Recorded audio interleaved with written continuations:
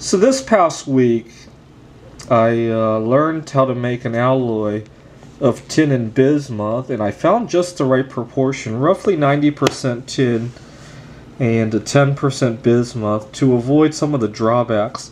So tin has a tendency to shrivel up when it freezes. Bismuth is the other way around, and this one gives a nice crystalline pattern on the back of it. Unfortunately, tin is quite a bit more pricey than bismuth. It's going to be hard to turn this stuff around with the demographics of the art shows that I go to, right? Well, I'll have to try another alloy.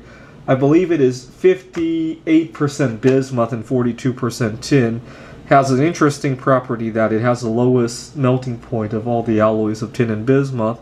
It's really nice because it's a lot more affordable, right, at that ratio, and I'll have to see how that pours. But I was a little bit surprised by a little chemistry experiment that I did after I was done. So anybody who knows me knows that I really dislike any loss of metal when I melt.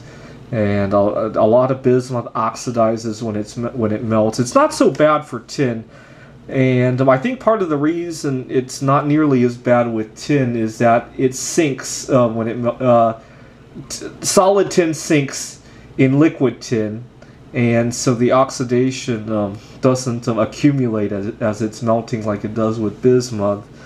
But there's still a lot of it, and I was a little worried if I could actually recycle it, because tin oxide has a melting point that's 1500 Celsius. My furnace is not capable of that. And the way to recycle bismuth slag is to heat bismuth oxide with charcoal, or any carbon-based organic material. Usually what I'll do is take a paper towel and wipe down all the bismuth dust that I have around, so that I don't lose it, and then I put that into the furnace for the carbothermal reaction. But I wasn't sure if that would work with tin, because the oxide has a melting point that's 1600 degrees Celsius.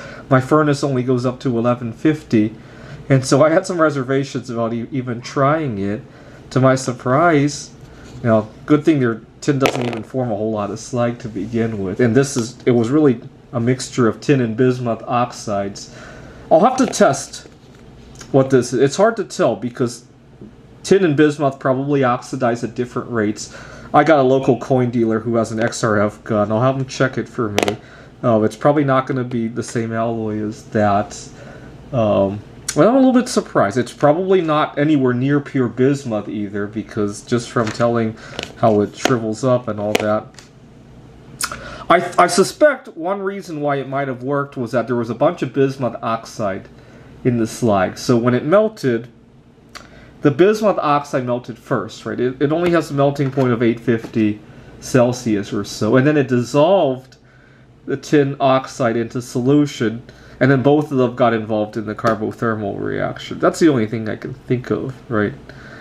But so a little surprising there, and I'll have to try a different alloy. Unfortunately, this thing, just the raw material in there is, let's see, I paid about 15 bucks a pound for the tin.